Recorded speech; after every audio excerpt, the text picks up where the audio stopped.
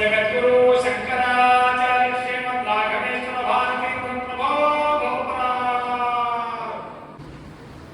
ತತ್ರೈವ ತತ್ರೈವ ತವ ಸ್ವರೂಪ ಯತ್ರೈವ ಯತ್ರೈವ ಶಿರೋ ಮದೀಯಂ ತತ್ರೈವ ತತ್ರೈವ ಪದದ್ವಯಂತೆ.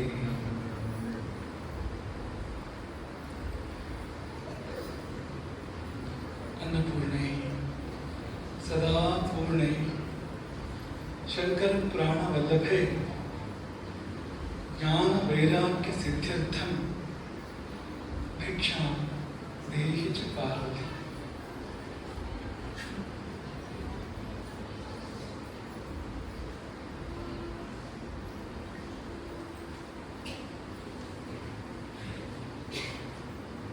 ಒಂದು ಪ್ರಶ್ನೆ ಇದೆ.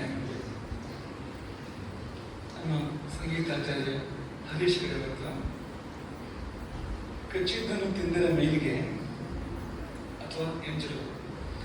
ಹಾಗಾದರೆ ಗಂಡ ಊಟ ಮಾಡಿದ ಎಲೆಯಲ್ಲಿ ಹೆಂಡತಿ ಊಟ ಮಾಡುವ ನಿಯಮ ಇದೆ ಇಲ್ಲ, ಅದು ಸಾಧುವೆ. ಇವೆಲ್ಲ ಅನೇಕರಿಗೆ ಪ್ರಶ್ನೆ ಬಂದಿರ್ಬೋದು. ಅದನ್ನು ನೋಡಿದವರಿಗೆ ಕೇಳಿದವರಿಗೆ ಆ ಸಂಸ್ಕಾರ ಇರೋರಿಗೆ, ಯಾಕೆಂದರೆ ಈಗ ಅಪರೂಪ ಆಗ್ತಾ ಇದೆ, ಈಗಂತ ಪದ್ಧತಿಗಳನ್ನು ಕಾಣ್ತಾ ಇಲ್ಲ.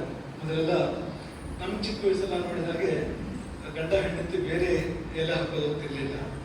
ಗಂಡ ಊಟ ಮಾಡಿದ ಕೂಡ ಹೆಂಡತಿ ಬಂದು ಕೂತು ಮುಂದುವರಿಸ್ತಾ ಇದ್ರು. ಆಮೇಲೆ ತಮಸ್ಸು ಮತ್ತೆ ಪಿತ್ತ ಸೇರಿದ್ರೆ ಮೂರ್ಛೆ ಬರ್ತದೆ.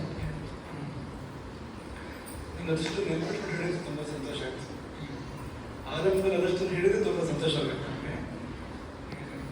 ಸರಿಯಾದ ವಿಷಯ ಅಂದರೆ ಈ ನಮ್ಮ ದೇಹದಲ್ಲಿರ್ತಕ್ಕಂಥ ದೋಷಗಳು ಅಥವಾ ಧಾತುಗಳು, ವಾತಪಿತ್ತಕಗಳು, ಪ್ರಕೃತಿಯ ಮೂರು ಗುಣಗಳು, ಅವುಗಳ ಸಂಯೋಜನೆಯಿಂದಾಗಿ ಬೇರೆ ಬೇರೆ ಅವಸ್ಥೆಗಳು ಉಂಟಾಗ್ತವೆ ಅಂತ ಹೇಳುವಂಥದ್ದು.